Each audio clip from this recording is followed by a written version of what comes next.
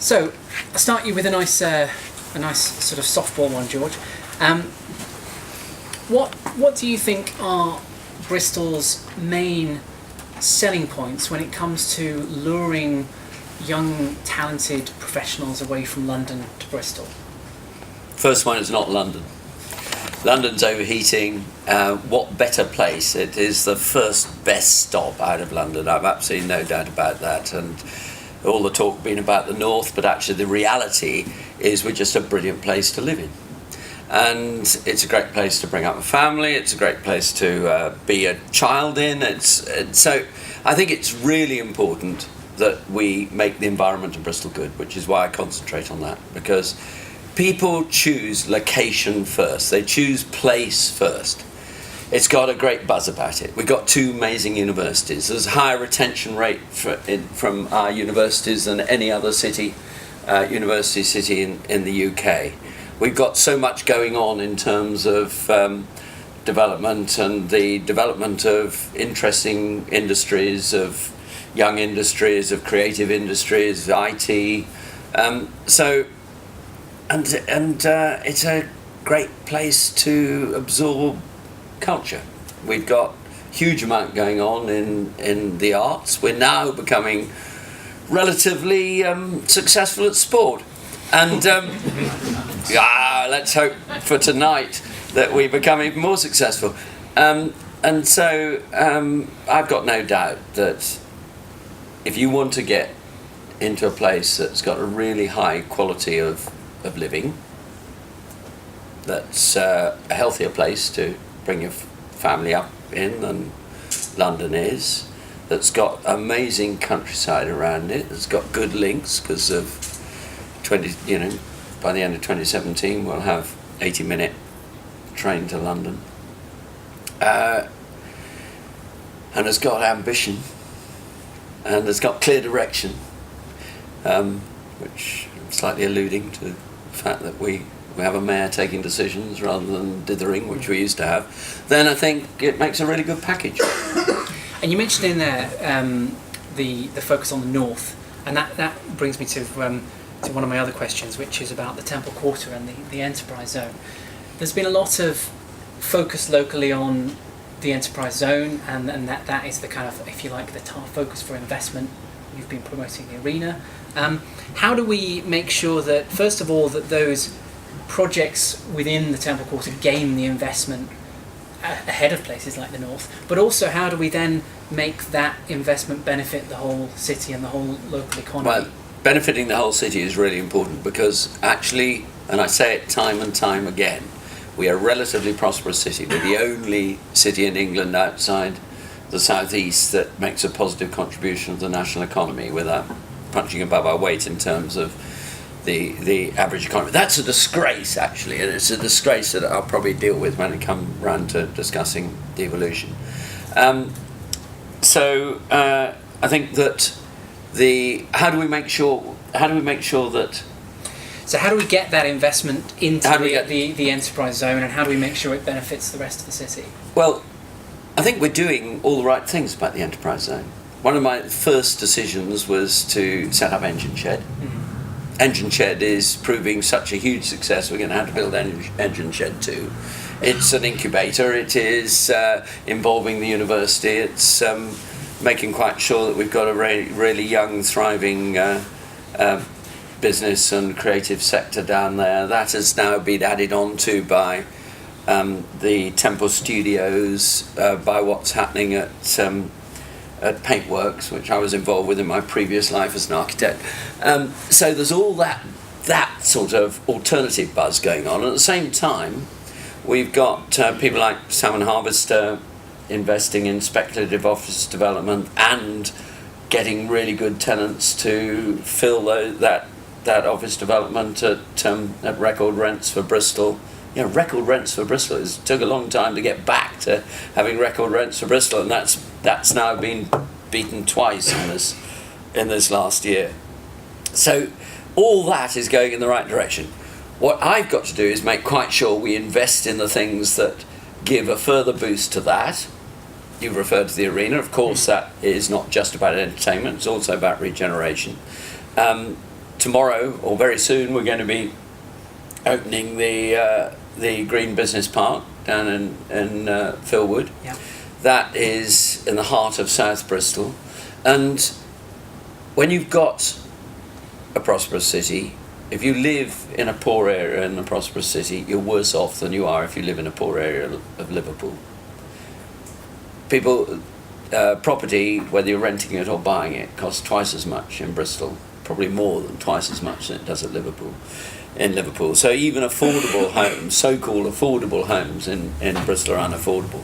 So it's vitally important that we make quite sure that we spread the wealth in terms of jobs, apprenticeships, that is bringing the jobs, local jobs into the enterprise zone, but it's also making quite sure that it isn't all about the enterprise zone and that we are developing job opportunities in the different parts of Bristol as well. And that's why I'm so keen on Philwood Green Business Park, because already, even before we've officially opened it, it has generated enthusiasm from other developers who are now going to get on with residential development around it, for instance. And you mentioned jobs there, which takes me to a question about that. I mean, we've certainly seen Bristol come a long way as a major centre in the region, and in terms of employment levels. But what new things are you doing, or what is being done to build on that and to create more jobs and to make sure that we've got the right skills base here for the businesses? Yeah. Well, we're pretty well off in terms of the higher skills, but I think we do need to do an awful lot in terms of skills at the lower level. We've been below average traditionally on GCSE results and things like that. So something I'm really keen on is that we develop a learning culture across Bristol. So I've got an initiative called Learning City, which I chair, which brings together all those that are involved in not just teaching but learning in a much broader sense across the city. It involves the universities, the schools, and all educational establishments, but also looks at how the elderly population might benefit in teaching the young and that sort of thing. So Learning City, remember it, because that's an important initiative and has got a huge amount of enthusiasm from all the people we've asked to get involved with that. And that's about building skills. And I think having a proper understanding of what those skills needs are. And again, that's one thing that is ripe for devolution. How in London, how in Whitehall are they making decisions on what skills are needed in Bristol? We need the engagement between business and the potential employees to know what the needs are. And so one of the things that came out of my mayoral commission into education and skills was the creation of an engagement hub that does put business and education together so that we develop the right skills for business. We've also got a scheme called Hype West, which is helping young people into employment, and that will hopefully get 600 more young people into employment by the end of this year. It started in September. We've got 300 people engaged with it at the moment, so it's sort of halfway through. And we are also, I think, as a city council, being pretty good at promoting apprenticeships, both ourselves and working with the construction industry in particular with apprenticeships. I think skills is one of the biggest challenges we've got in terms of being able to give what business needs moving into Bristol. So do you engage with the businesses like those ones here? Are you personally, or is representatives on your behalf, meeting with business leaders like the ones in this room and saying to them, what do you need? What do you need in your workforces? Yeah, we are, but probably not enough. We've got a lot more to do, and I always welcome these sessions where we get a bit of two-way engagement, because I think it's and I meet with business people all the time. I meet with everybody all the time, but it's not just about me. We are absolutely intent on discovering what those what those issues are. Business West plays a major role in making quite sure that we are properly informed, and they're not shy in telling me what the needs are. So moving on to another subject, the environment. And the other business organisations. But actually, I do think we could benefit in this city from bringing all the business organisations together in a hub. I do think that that's something that we ought to be considering. And somewhere, I've been having the beginning of a discussion as to how we bring business together in a place that probably near Temple Meads, where we can all have very easy engagement between the public and the private sector and the education sector. Well, we've got Business West here. I know the CPI is here too, so some of those organisations are here in this room, so perhaps you can start some of those conversations today. The environment is a big issue for you. Obviously Bristol is European Green Capital, which is a great accolade. But what's the most important green issue facing Bristol? Or to put it another way, if you could fix one thing magically green-wise in this year, what would it be? Well, I've always said that Bristol's a great place, but still you can make it so much better and cleaner and healthier. And I think, green is a sort of vague, sustainability is a vague idea, but people's health is absolutely understandable. Everybody wants to be healthy, and we do things in this city that make it less healthy than it should be, more dangerous for kids, less easy for some people to cycle around and things like that. So by far the biggest issue is dealing with congestion and pollution. And so that's why I make no apologies for being quite tough about that. And people will say, so transport. Transport is the one-word answer. Yeah. And it can't be dealt with in one fell swoop. You can't it's a chicken and egg situation. I have to lay an egg to make something happen, And you can't say, wait till we got better transport before you bring in measures about parking and other issues, because they're all so interdependent. And I think we need a bit of patience to get there, but I think we are getting there, and I think people are now getting it. They understand where I'm coming from. We are investing in the city region. We'll be investing £400 million altogether, 200 million in Metro Bus, another 200 million in upping the suburban rail in what they call Metro West. I say what they call because suddenly one day I woke up and discovered they'd taken Bristol out of the name. This is the surrounding authorities playing games. Anyway, so I think that we are going to look at a much, much better, smoother running city in a few years' time. But it does take time. I mean, I'm elected only for 3.5 years, basically, because... So by May next year, I won't have delivered things that actually started about 15 years ago, some of them. In France, a mayor is the mayor of Bordeaux gets 6 years. In Germany, some of the mayors get 8 years, and they can put in a whole system. They can disrupt the city completely and bring it back together again before they stand for re-election again. I have to take things in a more iterative manner, but with a lot less money because the government hold the purse strings. But you'll get your chance to get another 4 years fairly soon. We'll see. To finish the job, perhaps. You mentioned transport there, and actually in the Business Pulse survey, that came out as the number one issue, the number one barrier for businesses. I'm not surprised. As in the negative sort of stakes. Yeah. You mentioned parking and things like that, but what are the specific things that you were doing to tackle that? Residence parking is one? Residence parking is much more than residence parking. Residence parking is about how we use our streets and how we create a better environment. And as you know, there was a huge amount of opposition to it. It is a really key one.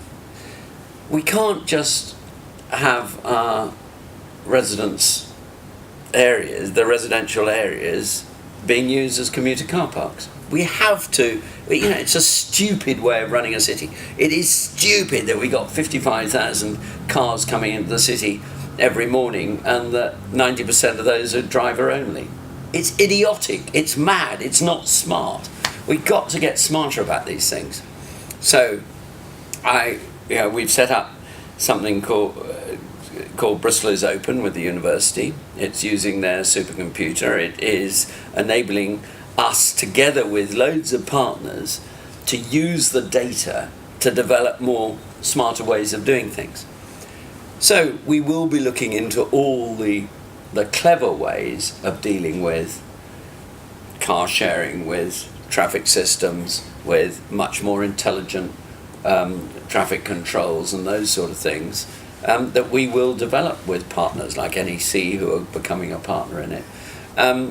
It's not going to be, we can't turn a complex historic city into a highway city. It's not realistic. So I will use every single measure possible to make quite sure that we are much cleverer about the way we get into the city. And there'll be a bit of pain. There has to be a bit of pain before you come out the other end with a better place.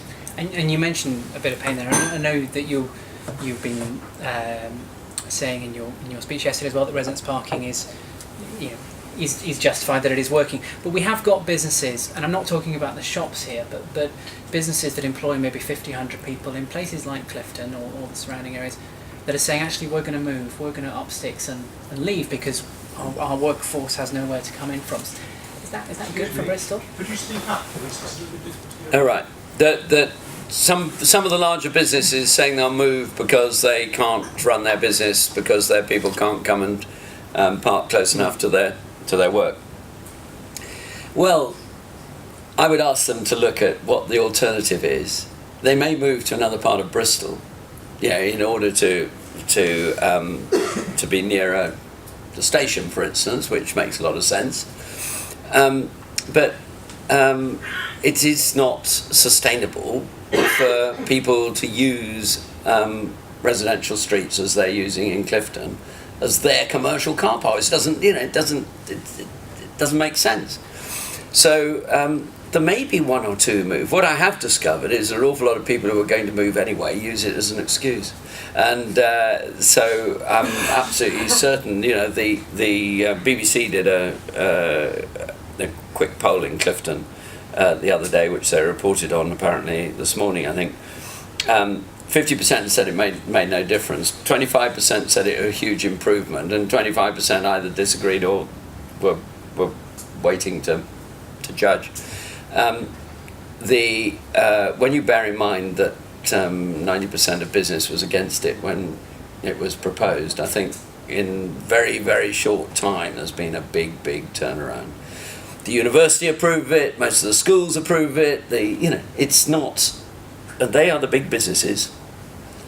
So I'll take that with a pinch of salt. I don't think they'll move to North Somerset or South Gloucestershire, because what they benefit in terms of the ecology of the place, the culture of the place, the nice places to go and eat and drink in their lunchtime and after work, much more important than whether you got a bloody great car park or not. And perhaps just to sum up then, what would you say what does your Bristol look like when you get to when you've got through perhaps a second term in things like transport? What does it look like? What's changed? Well, it looked like the Bristol we all know, but be a much more pleasant place to move around in, and it will be a really safe place for children. I've got a sort of ruling, a sort of guide I give myself. If you can make a city a better place for children, you make it better for us all. And I think it will have.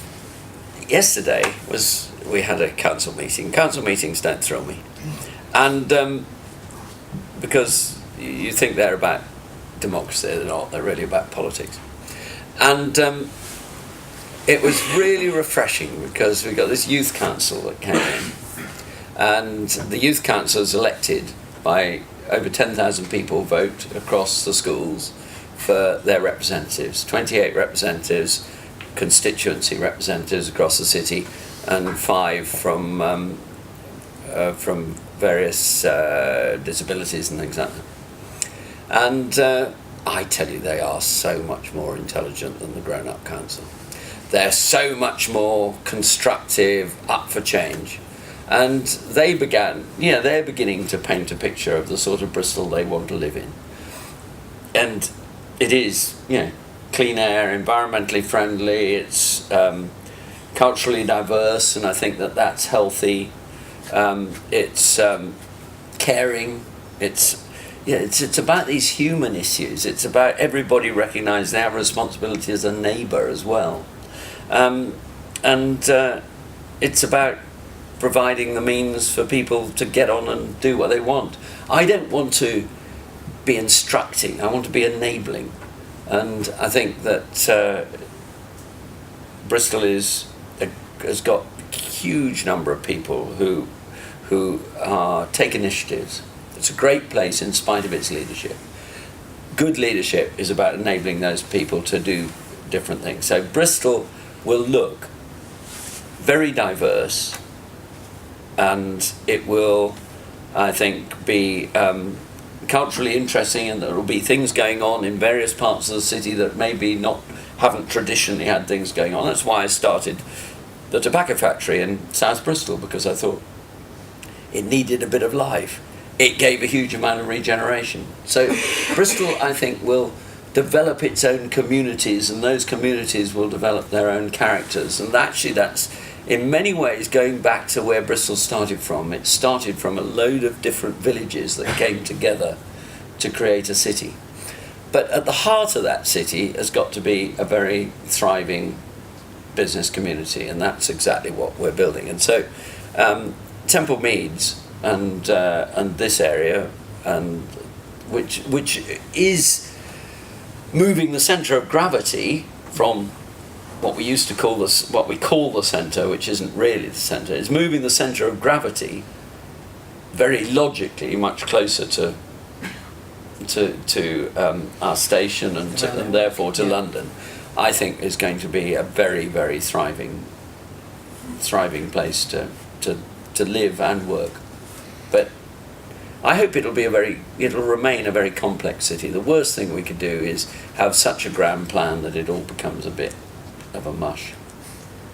All right. Well, thank you very much, George. I think that's probably about all we've got time for. So thank you to George for